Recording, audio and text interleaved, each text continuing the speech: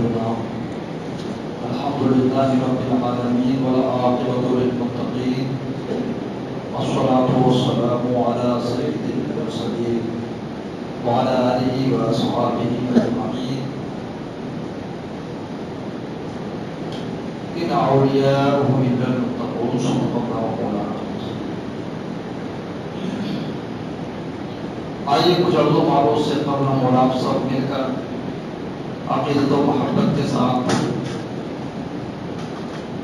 اپنے آقا و مولا تاجدار عرب و عجم فخر آدم و بنی آدم رحمت للعالمین انیس و غریبین طه و یاسین احمد مجتبی ارواح نافذہ محمد الرسول اللہ صلی اللہ تعالی علیہ وآلہ وسلم کی بارگاہ بےکس پناہ میں آئیے درود و سلام پیش کریں. اللہم صلی علی سیدنا و سیدنا مولانا محمد المحسن جود والکرم وآلہ وبارک وسلم. صلاۃ و سلام علیک یا رسول اللہ صلاۃ و سلام علیک یا حبیب اللہ. ایک مرتبہ اور درود و سلام کا نظرانہ پیش کریں. مولانا صلی وسلم دائما ابدا علی حبیبک خیر الخلق کلہم والحبیب الذی ترجى شفاعته لكل حول من الاحوال المقتحم. حضرات، یہ ہماری اور آپ کی سعادت مندی ہے کہ ہم اور آپ ایک مرد حق آگاہ میری مراد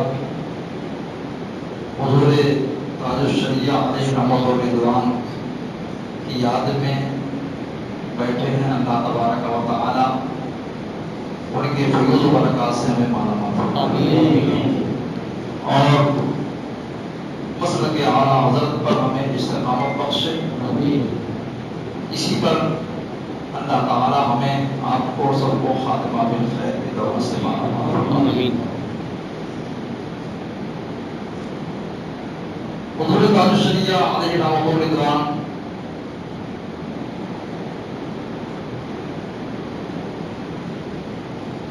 اللہ اور اس کے رسول کی بارگاہ میں وہ مقبولیت رکھتے تھے کہ آپ کی جانے کے بعد آپ نے خود سنا بھی مشاہدہ بھی کیا کہ مسلسل آپ کی یاد کی محفلیں قائم ہوتی رہی اور آج بھی قائم ہو رہی ہے. الحمدللہ بہت سی جگہوں پر رات میں مجلس کی گئی، آج عصر کے بعد بھی مجلس کی جائے گی اور یہاں پر ظہر کے بعد بھی مجلس کا انتظام کر دیا گیا. تو یہ مقبولیت کی نشانی اور دلیل ہے. اس لیے کہ اللہ تبارک و تعالی جس سے محبت کرتا ہے اس کی محبت مخلوق کے دلوں میں ڈال دیتا ہے.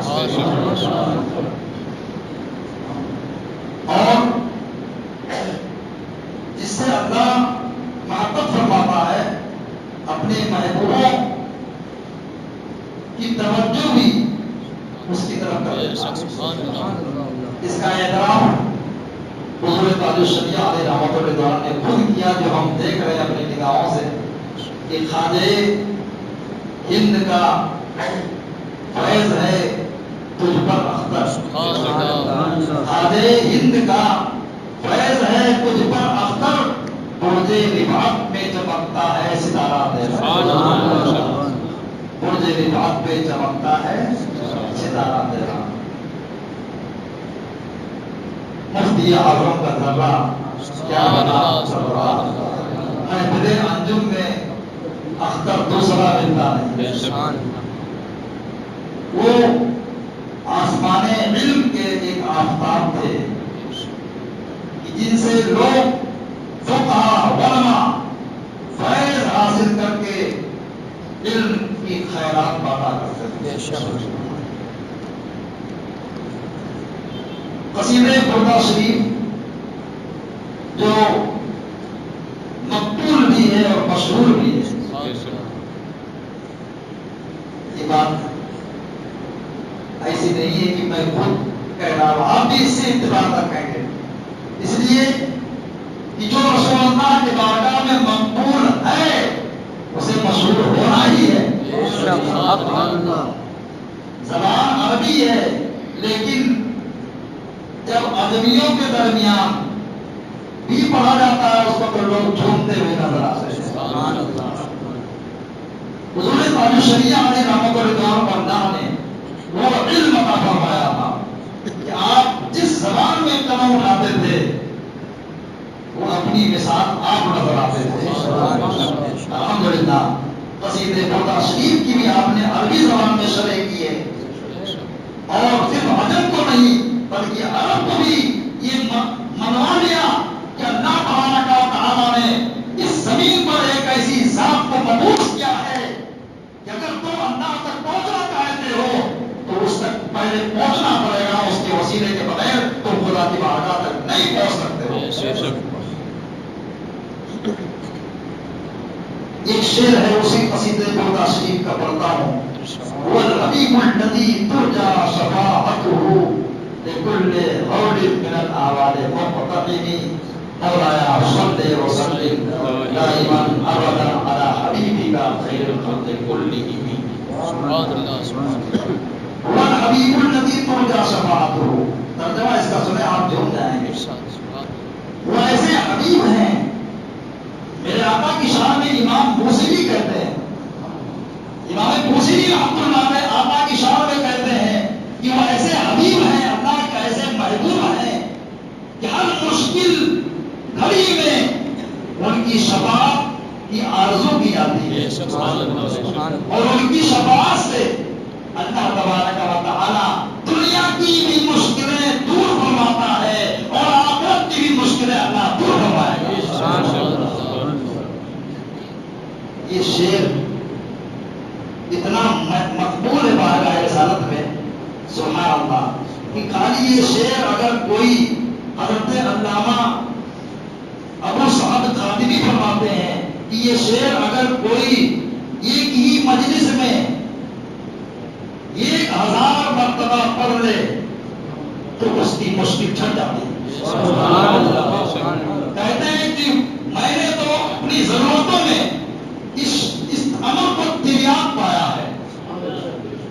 اور پھر ایک مشاہداتی واقعہ پیش کر رہے ہیں. ایک واقعہ ایک مشاہدہ پیش کر رہے ہیں. کہتے ہیں کہ ہمارے استاد شیخ حضرت الحاج عثمان رضی اللہ تعالی عنہ جو ہمارے استاد تھے وہ ایک شہر میں مفتی کے منصب پر فائز تھے لیکن کسی وجہ سے ان کو اس منصب سے معزول کر دیا گیا. حاکم کی طرف سے ان سے اس منصب کو چھین لیا گیا, اس منصب سے ہٹا دیا گیا. بہت پریشان ہوئے, ان کی خواہش تھی کہ پھر مجھے یہ منصب مل جائے. اب آپ نے سوچا کہ وہ منصب کے راضی تھے. کبھی کبھی منصب کے ذریعے بھی کام ہوتا ہے. سمجھ گیا؟ آدمی کی نیت اگر اچھی ہو تو وہ منصب کی خواہش رکھنے میں بھی اللہ تعالیٰ کی طرف سے ثواب پاتا ہے. سمجھ گیا؟ خواہش اگر اچھی ہو کہ اس منصب پر رہوں گا تو کچھ کام کر سکوں گا, کیونکہ بہت سے کام منصب سے متعلق ہوتے ہیں, ہر کوئی نہیں کر سکتا. تو یہ دلی خواہش تھی کہ وہ چیز مجھے پھر سے مل جائے. کہتے ہیں حضرت ابو سعد خادمی کی میرے استاد نے مجھے بلایا اور میرے 2 ساتھیوں کے ساتھ بلایا کہ تم لوگ آؤ. جب مصیبت میں آدمی پڑھتا ہے تو کبھی شاگردوں کو بھی یاد کرتا ہے, اساتذہ کو یاد کرتا ہے. انہوں نے بلایا ہمیں 2 ساتھیوں کے ساتھ. وہ کہتے ہیں کہ میں نے اور میرے ساتھیوں نے ایک ہی مجلس میں بغیر فصل کے کوئی چیز بیچ میں حائل کیے بغیر ایک ہی مجلس میں اسی شعر کو 1001 مرتبہ پڑھا. ابھی تھوڑا ہی وقت گزرا تھا, ابھی تھوڑا ہی ٹائم گزرا تھا کہ دارالفتہ کا جو منصب پر جو فائز تھے مذہب مفتی پر, وہ منصب انہیں حاصل ہو گیا. جو ہے مفتی ہونے کا منصب انہیں واپس کر دیا گیا. سبحان اللہ. تو اس شعر کی توضیح میں حضور تاج شریعہ علیہ رحمۃ اللہ کا بھی نام دیکھیے, کیونکہ قصیدے کی شرح کی انہوں نے, ہر تشریح آپ نے کی. اس شعر میں تو تین چیزیں ہیں جو سمجھنے کی ہے. ایک تو یہ کہ اللہ کہ نبی کو اس شعر میں حبیب کہا گیا. کیا کہ ہوا حبیب النبی. حبیب کا مطلب محبوب، یعنی وہ اللہ کے ایسے محبوب ہیں کہ ان کی شفاعت سے بڑے بڑے کام پورے ہو جاتے ہیں اور ان کی شفاعت کی آرزو کی جاتی ہے. تو حضور تاج الشریعہ علیہ رحمۃ اللہ رضوان پہلے یہ ثابت کر رہے ہیں کہ وہ حبیب ہیں. قرآن میں کہا اس کی دلیل ہے. پھر حدیثیں پیش کرتے ہیں اس چیز کی ثابت کرنے میں کہ وہ اللہ کے حبیب ہیں. اس کے بعد بزرگوں کے اقوال پیش کرتے ہیں. قرآن شریف سے جو پیش کرتے ہیں وہ تو پڑھ کر کے میں بالکل آشد ہو گیا. میں یہ مضمون پڑھ رہا تھا. اللہ اکبر. اگر آدمی کسی ایسے ہی حدیث سے پوچھ لے کہ اللہ تعالیٰ کے محبوب حبیب ہیں نبی پاک صلی اللہ علیہ وسلم، تو کیا دلیل ہے قرآن میں؟ چکر میں آ جائے گا آدمی. لیکن بار تاج الشریعہ پوری عربی زبان میں فرماتے ہیں کہ اللہ تعالیٰ کی بارگاہ میں آپ کی محبوبیت کی، آپ کے حبیب ہونے کی دلیل قرآن میں یہ ہے کہ اللہ تبارک و تعالیٰ نے اپنے محبوب سے فرمایا قل ان کنتم تحبون اللہ فاتبعونی یحببکم اللہ. تاج الشریعہ کہتے ہیں کہ اللہ نے اپنے حبیب سے کہلایا ہے حبیب لوگوں میں اعلان کر دو، لوگوں سے کہہ دو کہ اگر تم یہ چاہتے ہو کہ اللہ مجھ سے محبت کرے تو میرے پیچھے چلو. سبحان اللہ. حضور تاج الشریعہ کہتے ہیں کہ جب اللہ تعالیٰ کے نبی کی ذات وہ ذات ہے کہ ان کے پیچھے چلنے والا اللہ کا محبوب ہو جاتا ہے، تو جن کے پیچھے چلنے والا اللہ کا محبوب ہو جاتا ہے وہ کیوں نہیں محبوب ہوگا؟ کتنی اچھی دلیل ہے. سبحان اللہ. دیکھیے شان دیکھیے نبی کی. ان کے قدموں پہ چلنے والا، ان کے پیچھے چلنے والا اللہ کی بارگاہ کا محبوب بن جاتا ہے. اور ایک بات اور بتا دو کہ جو جتنا زیادہ نبی کی اتباع کرے گا، جو جتنا زیادہ پیروی کرے گا، جتنا زیادہ نبی کی سنتوں پر عمل کرے گا، اس کا داتا اسی حساب سے بلندی کے طرف جائے گا. تو اللہ نے اپنی محبوبیت کا مدار نبی کی اتباع پر جب رکھا تو اس سے پتہ چلا، روشن ہو گئی یہ بات کہ یہ ضرور اللہ کے محبوب ہیں، اللہ کے حبیب ہیں. انداز دلیل دیکھیے، انداز استدلال دیکھیے. سبحان اللہ. کیسے بڑا سا دلیل پکڑ رہے ہیں. اب نہ سمجھے تو پھر سمجھیے کہ اللہ نے اپنے حبیب سے فرمایا اے محبوب فرما دو اگر تم لوگ مجھ سے محبت کرنا چاہتے ہو، یعنی اللہ سے محبت کرنا چاہتے ہو، تو میرے حبیب کے پیچھے چلو. مجھ سے تو محبت مل ہی جائے گی. یہ بالکل نہ، اللہ بھی تم سے محبت کرے گا. اور اللہ کس سے محبت کرے گا؟ اللہ کا محبوب ہی ہوگا. محبوب کہتے ہی اسے ہے، حبیب کہتے ہی اسے ہے جس سے محبت کی جائے. تو اللہ نے نبی کے پیچھے چلنے والوں کو محبوبیت عطا کی ہے. تو جن کے پیچھے چلنے سے محبوبیت ملتی ہے وہ کیوں نہیں اللہ کے محبوب ہوں گے؟ وہ تو محبوب مطلق ہے، وہ تو حبیب مطلق ہے. تمہیں کے صدقے میں اللہ کی محبت بڑھتی ہے، محبتوں کا سوغات بڑھتا ہے، محبوبیت کی سوغات بڑھتی ہے. کوئی محبوب شماری ہے، کوئی محبوب الہی ہے. تو یہ سب محبوبیت کہاں سے ملی ہے؟ کہ نبی کی اتباع سے ملی ہے. کبھی کوئی آپ کو محبوب نہیں ملے گا جو اس طرح سے مل جائے. ارے اس طرح سے مل جائے تو اس کے بارے میں اعلیٰ حضرت کہتے ہیں جو تیرے گھر سے یار پھرتے ہیں، در بدری وہی پار پھرتے ہیں، اس نبی کا قدر ہوگا جس میں ماں کے پاس طرح پھرتے ہیں. اسی کو مقام ملے گا جو مصطفیٰ کے درگاہ خلاف ہو. اور الحمدللہ ہم تو اعلیٰ حضرت رضی اللہ تعالیٰ عنہ کو نام لیوا ہیں. ہم تو اس کو امام کیا اس کو غلام بھی بنانا پسند نہیں کرتے. کچھ لوگ خوش ہو کر کے ہمارے پیچھے دیوبندی بھی آنے والے تقریر سننے. آپ کو ضرورت کیا ایسے شیطانوں کی؟ ہمارے پیچھے ہمارے پاس ہماری وجہ سے دیوبندی بھی آتے ہیں. یہ تو بڑے شرم کی بات ہے، دور جانے کی بات ہے. ارے وہ جو رسول اللہ کا گستاخ ہے اس کو ایسے ہی اپنے درمیان سے نکال کر پھینک دو جیسے کہ دودھ سے مکھی کو نکال کر پھینک دیا جاتا. کہ مکھی کو چاہتا جاتا ہے کہ مکھی آ گئی، بڑا مجلس گراوٹ پڑ گئی، پھر گئے کہ نہیں گئے؟ چلیے اس تعلق سے بتاؤ ہوگا آپ کو، درود شریف پڑھتے ہیں۔ یہ بھائی تو ایک واقعہ آ گیا، اللہ صلی اللہ سیدنا مولانا محمد فاضل الجود والکرم وعلیہ وآلہ وسلم صلاۃ و سلام علیک یا رسول اللہ۔ اب آگے چلیے، میرے آقا صلی اللہ تعالیٰ علیہ وسلم اللہ کے حبیب ہیں، قرآن سے بھی آپ نے پیش کر، مختصر میں قرآن شریف سے ایسی دلیل پیش کی جس سے انکار نہیں کر سکتا کوئی۔ اب آئیے سنیے حدیث میں کیا ثبوت ہے۔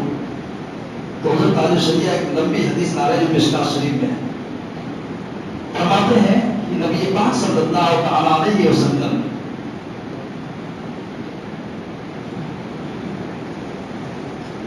اپنے کاشانے میں جلوہ فرماتے ہیں، صحابہ کرام کی مجلس کے بعد آپس میں صحابہ گفتگو کر رہے تھے، بات چیت کر رہے تھے، اسی میں بات کچھ اس طرح نکلی کہ بعض لوگوں نے کہا، بعض صحابہ نے کہا کہ اللہ تعالیٰ نے ابراہیم کو اپنا خلیل بنایا، کسی نے کہا کہ اللہ تعالیٰ نے موسیٰ کو اپنا کلیم بنایا، کسی نے کہا اللہ تعالیٰ نے عیسیٰ علیہ السلام کو اپنا روح قرار دیا، روح اللہ فرمایا، کلمۃ اللہ فرمایا، اپنا کلمہ قرار دیا۔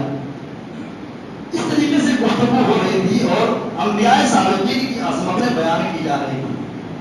میرے آقا صلی اللہ علیہ وسلم باہر تشریف سے آئے، آقا نے فرمایا کہ میں نے سنا جو تم لوگوں نے کہا، تم لوگوں میں سے بعض نے یہ کہا نا کہ ابراہیم اللہ کے خلیل ہیں، بے شک ابراہیم اللہ کے خلیل ہیں، بے شک ابراہیم اللہ کے خلیل ہیں۔ نبی صلی اللہ علیہ وسلم کی شان تو یہ ہے کہ کسی کی عظمت کو گھٹانے نہیں آئے ہیں، بلکہ نبی تو سب کو سب کی عظمتوں کو بڑھانے آئے ہیں، عظمت والوں کی عظمتیں بڑھانے آئے ہیں۔ بے شک ابراہیم خلیل اللہ کا ایک مقام ہے۔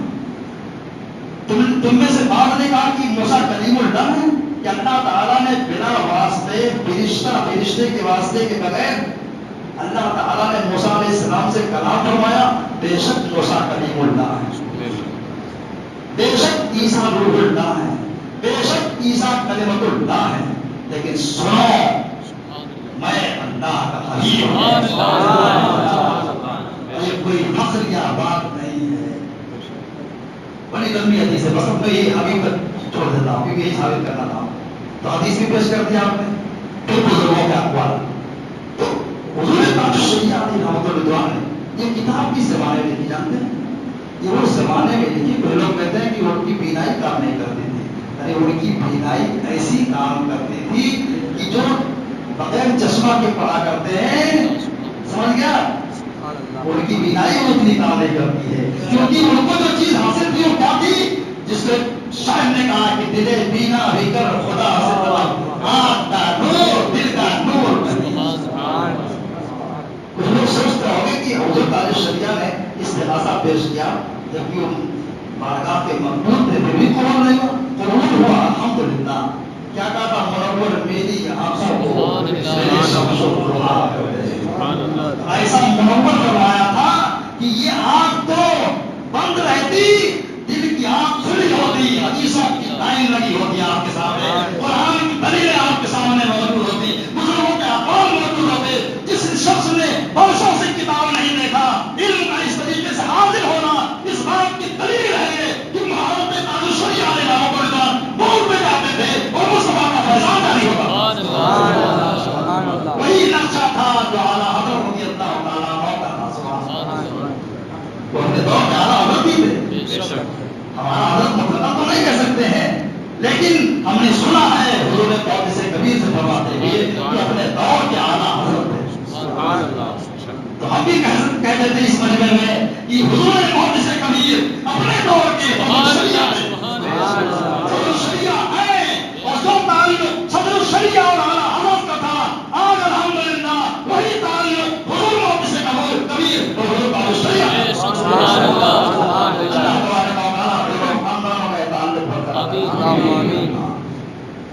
اس طریقے سے حضور تاج الشریعہ کا علم مستعار ہوگا۔ سبحان اللہ۔ ایک ہمارے ساتھی ہیں، بس بات جلدی پوری کروں گا، سمجھ رہا ہوں۔ درود شریف پڑھنے اللہم صلی علی سیدنا سیدنا و نبینا مولانا محمد مالک الجود والکرم وآلہ وآلہ وسلم صلاۃ و سلام علیک یا رسول اللہ صلاۃ و سلام علیک یا حبیب اللہ. یہ ہمارے ساتھی ہیں ساتھ میں پڑھنے والے ساتھ فراغت ہوئی حضرت سید اولاد رسول قدسی اویسی. ان کے والد بھی کوئی معمولی انسان نہیں تھے. حضرت سید عبد القدوس اویسی اویسا کے مفتی اعظم تھے. سبحان اللہ. بڑا شاندار تعلق تھا بریلی شریف سے. وہی خانقاہیں تو چمک رہی ہیں جنہوں نے اپنا رابطہ حضرت سے رکھا ہے.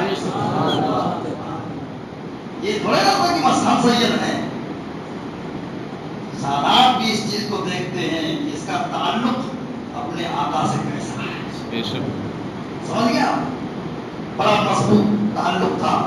جب ان کا عرص چہلم ہوا تو حضور تاج الشریعہ علیہ رحمت و رضوان تشریف لے گئے. اویسا کے سرزمین پر. سید اولاد رسول قدسی جو میرے ساتھی ہیں وہ بیان کرتے ہیں کہ حضرت جب تشریف لائے تو الحمدللہ اس موقع پر میرے سر پر خلافت کا دستار بھی اور اس مصروفیت میں حضرت سے کچھ بحث تو علمی بحث نہیں حاصل کر سکا. ٹائم نہیں تھا. بمبئی میں جب میں امامت کر رہا تھا کہتے ہیں تو وہاں بھی حضرت کا آنا ہوتا لیکن بھیڑ بھاڑ کی وجہ سے پہنچ نہیں سکتا تھا. پھر وہ آپ کو سید صاحب پہنچ گئے افریقہ. دیکھیے اللہ تعالیٰ نے روزی جان اس کی رکھی وہاں پہنچا دیتا. تو ہمارے سید صاحب افریقہ پہنچ گئے. ابھی تو امریکہ میں وہ افریقہ پہنچے. فرماتے ہیں کہ حضرت حرارے تشریف لایا کرتے تھے افریقہ میں اور اس کا آنے کا خاص وجہ کیا ہے اور کون بلاتا تھا. آپ کی اسی سرزمین پر گجرات کی سرزمین پر کاٹیا واڑ کی سرزمین پر جہاں جودھ پور میں اعلیٰ حضرت عظیم البرکت رضی اللہ تعالیٰ عنہ کے خلیفہ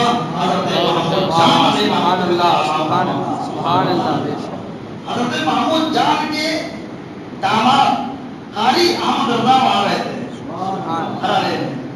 ان کے لڑکے حضرت منصور رضا وہ ہر سال جو ہے اعلیٰ حضرت کا عرس افریقہ کے سرزمین پر حرارے منایا کرتے ہیں. سید صاحب کہتے ہیں کہ موقع آ گیا. دیکھو مجھے دعوت آئی.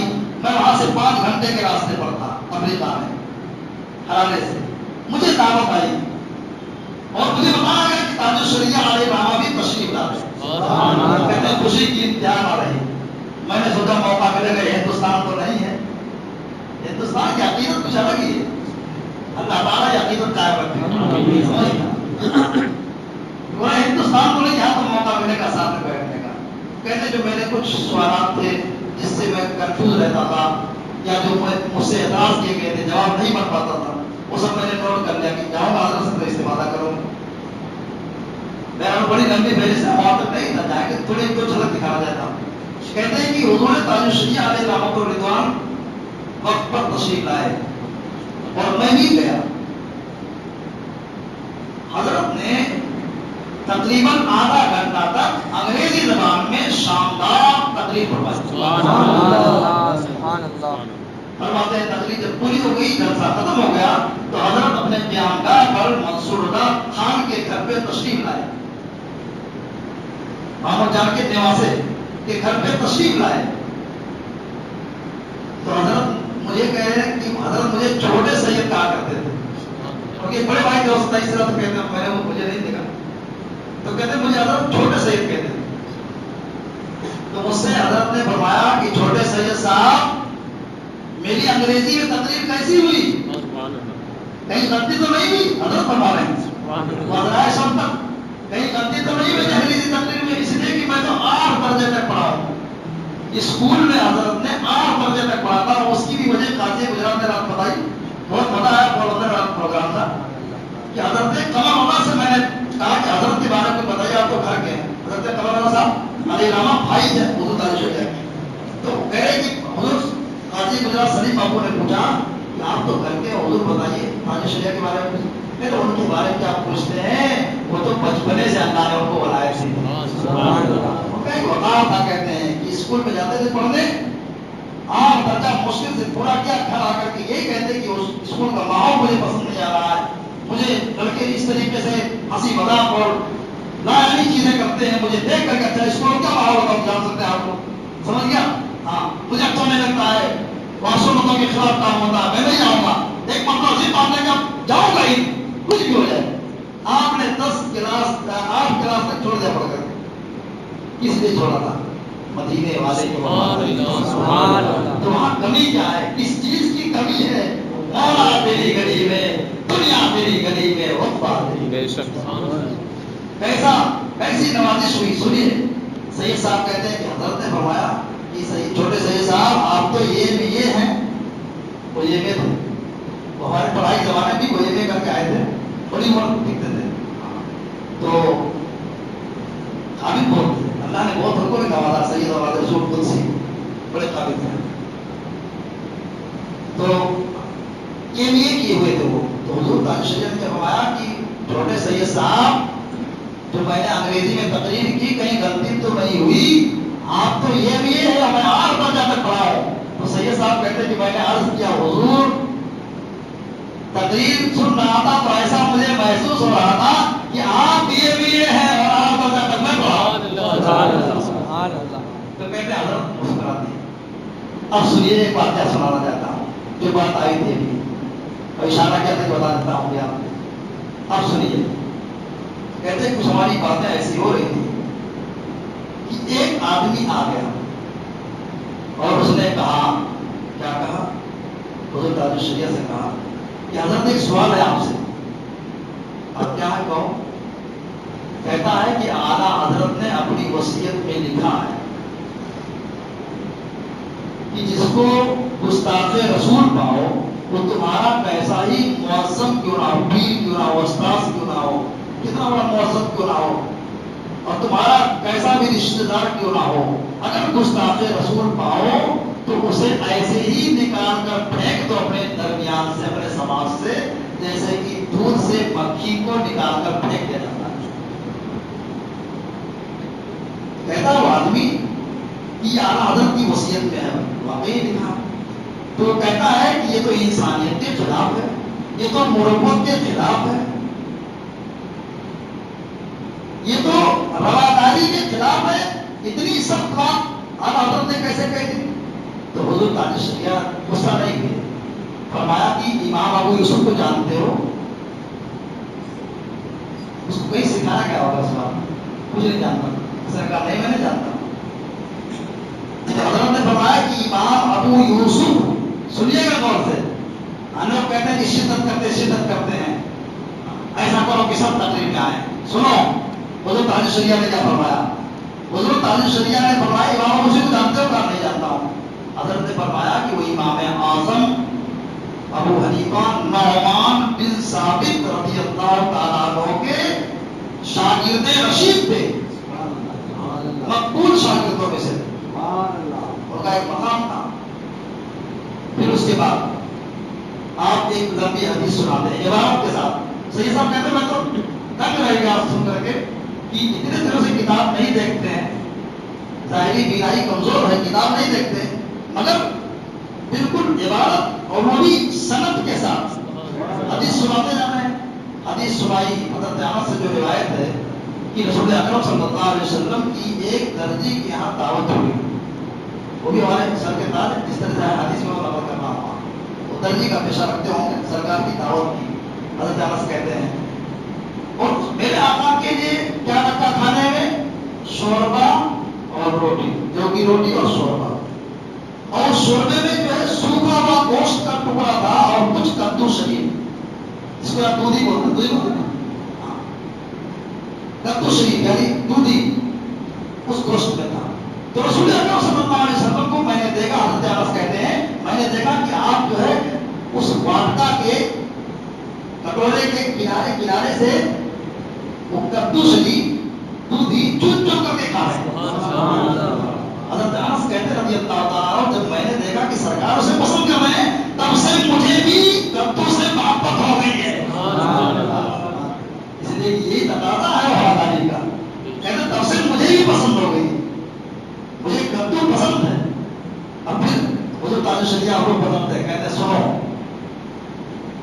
امام ابو یوسف کے بارگاہ میں اسی حدیث کا ذکر ہوا.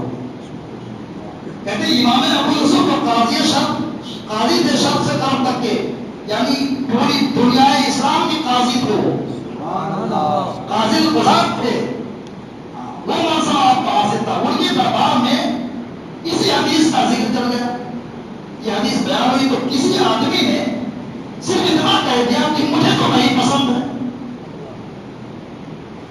پسند کی بات ہوتی ہے، آپ کو بہت سی چیزیں نہیں پسند، آپ کو بہت سی چیزیں پسند ہیں، لیکن یہاں بات تھی کہ رسول اللہ کی پسند کی. تو رسول اللہ کی پسند کی بات چلی تو اس نے کیسے کہا کہ مجھے نہیں پسند ہے؟ امام ابو یوسف دھیان میں آ گئے، تلوار نکال دیا.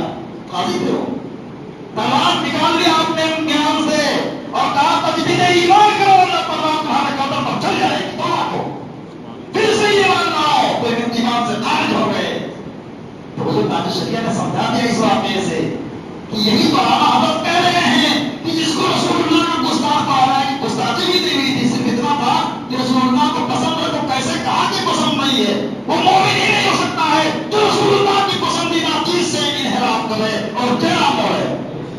یہ امام ابو یوسف کا فیصلہ ہے. اسی لیے آپ نے فرمایا جس کو گستاخ کہا اس کو ایسے نکال دو جیسے کہ دودھ سے مکھی پڑ جائے نا دودھ میں تو نکال کر پھینک دیا جاتا ہے. اگر تلوار چلانے کی طاقت ہے تو تلوار بھی چلے گی، لیکن اگر نہیں طاقت ہے تو کم سے کم اس کو جدا تو کر دو. سڑے پھلوں کو اچھے پھلوں میں رکھو گے تو اچھے پھل بھی سو جائیں گے. سڑوں کو اپنے اندر مت رکھو. پہلی بات تو کوشش کرو کہ لوگ ادھر ادھر بہکے نہیں، اور جو نکل جائیں اور گستاخی کر رہے ان کو اپنے سے دور رکھو. تم کیا سنبھالو گے؟ نہیں تم اس کے پیچھے نکل سکتے ہو. شیطان ہر وقت پیچھے لگا رہا. اپنے ایمان کی حفاظت کرو. یہی ہمارے بزرگوں کا پیغام ہے. دشمن احمد پہ شدت کیجیے، ملحدوں کی کیا بڑھت دیجیے، غیر میں جل جائے بے دینوں کے دل، یا رسول اللہ کی قسم کیجیے. نبی سے ہٹو ہو بیگانہ. یہی تاج شریعہ کا پیغام ہے. مان دے کر کئی شادی بیاہ مت کرنا، نہ لڑکی لینا نہ لڑکی دینا، اس کوئی بھی صورت جائز نہیں ہے. نبی سے جو ہو بیگانہ اسے دل سے جدا کر دو. برادر دامن اوپر بنا کر دو. اسی کا نام ایمان ہے. یہی زندگی کا حاصل ہے. زندگی یہ نہیں ہے کسی کے لیے، زندگی ہے نبی کی. نبی کے لیے نہ سمجھ پاتے ہیں زندگی کے لیے جینا مرنا ہے سب کچھ نبی کے لیے. صلی اللہ علیہ وسلم.